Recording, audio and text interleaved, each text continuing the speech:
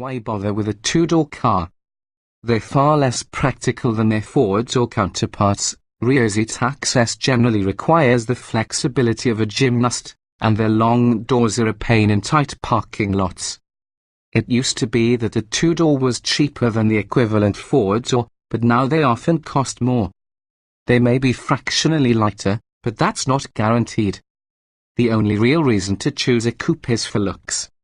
Its looks could thrill in previous generations of the Mercedes-Benz class. However, the model labeled a coupe was more of a staid two-door sedan. The new one makes a more dramatic break from the Fords model. Its roofline is 1.5 inches lower and tapers quickly to the rounded tail. The tail lamps are horizontal rather than vertical, just as they are on this class coupe, and the license plate moves down to the bumper, leaving a cleaner trunk lid. On the sedan, the body side crease dips as it travels front to rear, while it remains straight on the coupe, and the whole car sits slower on its wheels. Turning up the style wattage out front is a larger, lower grille that's a constellation of floating chrome stars, another design element borrowed from the range-topping two-door. The visual drama continues inside. The dash is the same as that of the class sedan. In fact, much of the interior design is shared. And, really, why shouldn't it be? After all, we've crowned the class cabin the best car interior under $60,000. Here, too, exquisite materials and liberally applied brightwork make this cabin a visual and tactile delight. But best is not to say best equipped. You'll pay extra for leather $1,620 for gorgeous porcelain-colored hides, in the case of our test car, wood trim $375, heated seats $580, a backup camera $460. And navigation the last item as part of the $4,500 Premium 2 package. At least an oversized sunroof is standard, as it is coincidentally in the BMW 4 Series, the better to illuminate the cozy cabin. And it is cozy. The inviting front thrones with integral headrests are as comfortable as they look, but the seating position is lower than in the sedan. Behind are two rear seats, but it's a feat getting back there, and their unfortunate occupants quickly come to understand the sacrifices made for that sloping, tapered roofline. Similarly, the trunk, while reasonably sized, finds its opening pinched by the fast-sloping, rounded rear glass. But those are sedan concerns. What you really want to know is whether the class coupe is as artful in motion as it is standing still. Not quite. Beauty in motion. In many respects, the class coupe displays newfound athleticism. It comes standard with a firmer suspension tune than the sedan as well as quicker steering, both aspects enhanced in our test car by the optional 19-inch wheels with high-performance summer tires $500. That aggressive, Biley P0 rubber held on tight at the skid pad, where we measured 0.91 grams of lateral grip. The tires also contributed to the C300 stopping from 70 miles per hour in just 157 feet. Those skid pad and brake dust figures best those of the Lexus RC200T and the BMW 428i, nudge right up against the numbers posted by the Cadillac ATS Coupe, and fall just shy of those recorded by our last Audi A5 also on P0s. This new class corners confidently and is dynamically sharper than its predecessors, but when it came time to put the right pedal down, the C300 revealed itself to be less of a jock.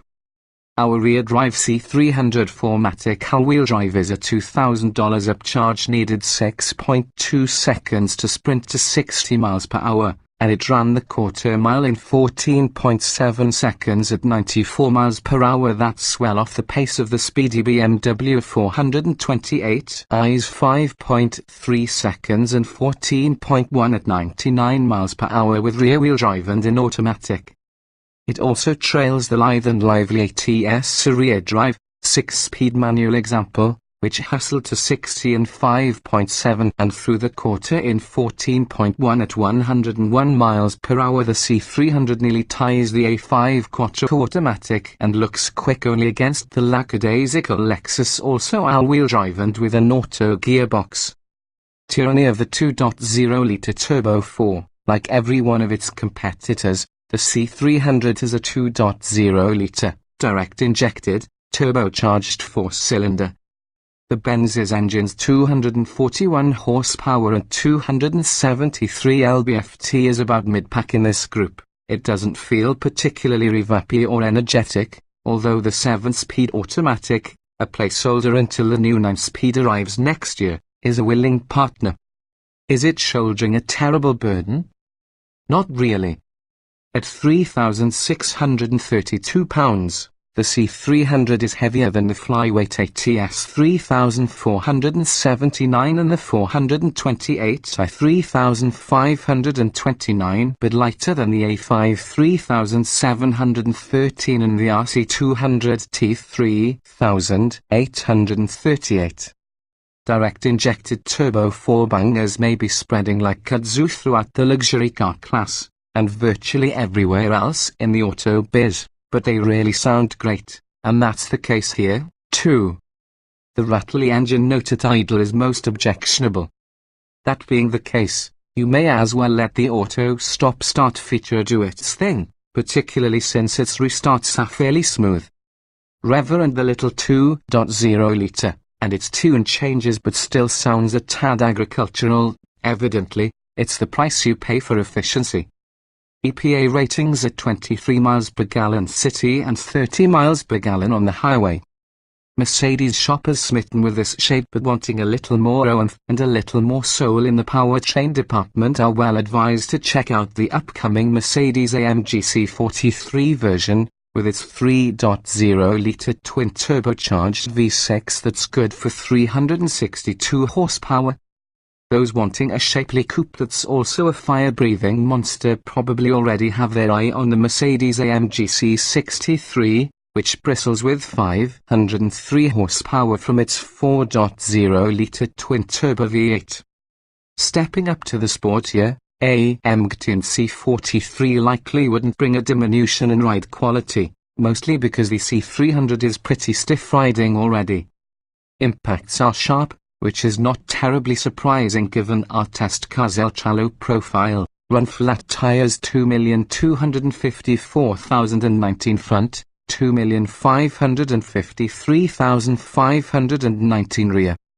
Choosing the standard 18-inch wheels, or opting for the available air-spring suspension, might help.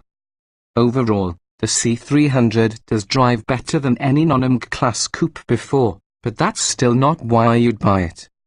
You'd buy one for the way it looks, inside and out. And if its aesthetics demand too much of a sacrifice, there's always the Ford.